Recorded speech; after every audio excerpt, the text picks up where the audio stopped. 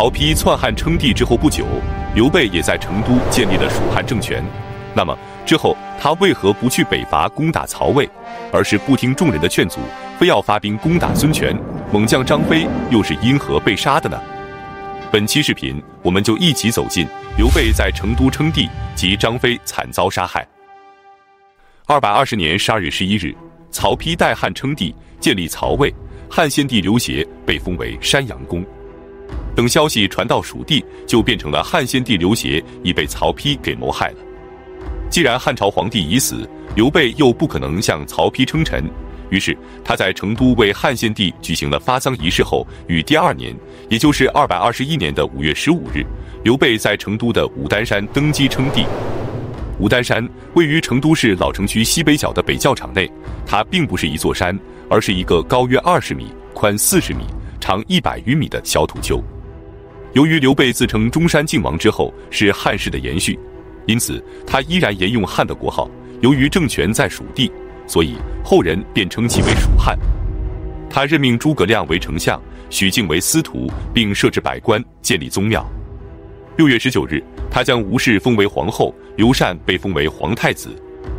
刘备共有4个儿子，其中不去救援关羽的刘封是刘备的养子，另外还有刘勇和刘礼，于是封刘勇为鲁王，刘礼为梁王。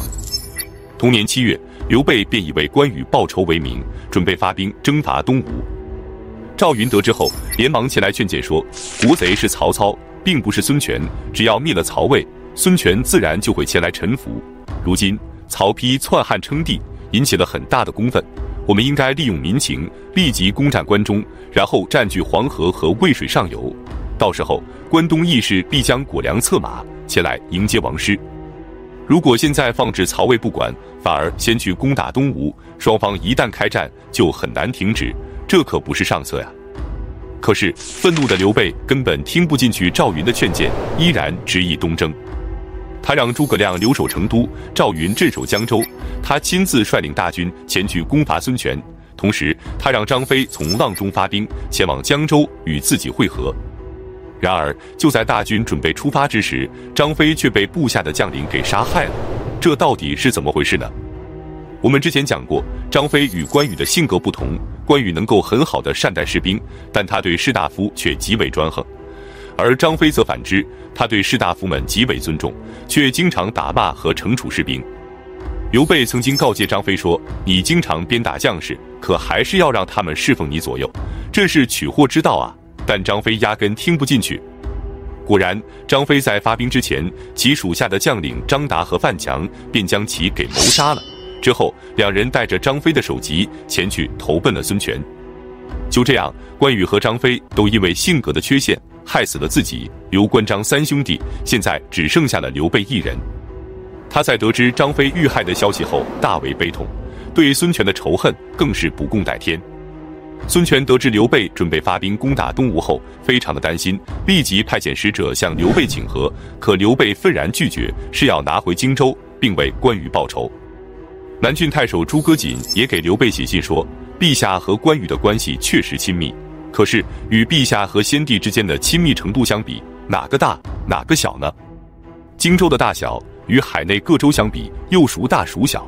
所有这些仇恨，哪个应该当先，哪个应该当后，只要你稍微审查权衡一下，做出决定，不是易于反掌的事吗？可刘备还是听不进去，依然要发兵攻伐。这时，东吴有人得知诸葛瑾与刘备互通信件后，就给孙权进献谗言说，蜀汉与东吴即将开战之际，诸葛瑾却依然和刘备互通信息，而且诸葛瑾镇守的还是如此重要的南郡，不可不防啊。可孙权却说，我和诸葛瑾共事多年，他的为人我是知道的。当初他的弟弟诸葛亮出使东吴，我就让诸葛瑾出面留下弟弟，可他却对我说，我弟弟已经跟随了刘备，一无二心，我弟弟不会离开刘备，就像我不会离开你是一样的。所以如果论世上的君臣大义，我和诸葛瑾已经算是神交了，不是旁人可以离间得了的。至此，刘备与孙权的矛盾无可调和，战争已经是在所难免了。221年7月，刘备亲率蜀汉大军数万人马，从江州出发，准备对东吴发起大规模的攻伐。当时两国的国界已经西移到了巫山附近，刘备派遣将军吴班、冯习和张南率领3万大军先行出发。大军到达后，顺利地夺取了峡口，攻入东吴的境内。之后，他们在巫县击破了吴军的李毅和刘阿，占领了秭归、巫县及今天的重庆市巫山县北。此时的孙权已经将治所迁到了鄂州，并将鄂州改称为武昌，修筑了武昌城。面对蜀军的大举进攻，孙权任命镇西将军陆逊为大都督，率领5万大军前去迎战。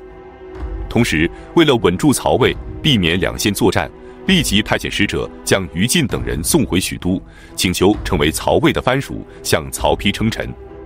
于禁在襄樊之战的时候，大军被水淹没，举兵投降了关羽。之后，他被关羽关押在江陵之中。结果，吕蒙白衣渡江，占据了江陵，于禁也就成为了东吴的俘虏。现在，孙权为了讨好曹丕，又将他送回了曹魏。此时的于禁面容憔悴，须发皆白，见到曹丕之后，他跪地痛哭，心情颇为复杂。曹丕则以春秋时期荀林父和孟明氏的旧事来安慰他，并且让他官复原职，任命他为安远将军。于禁感恩戴德。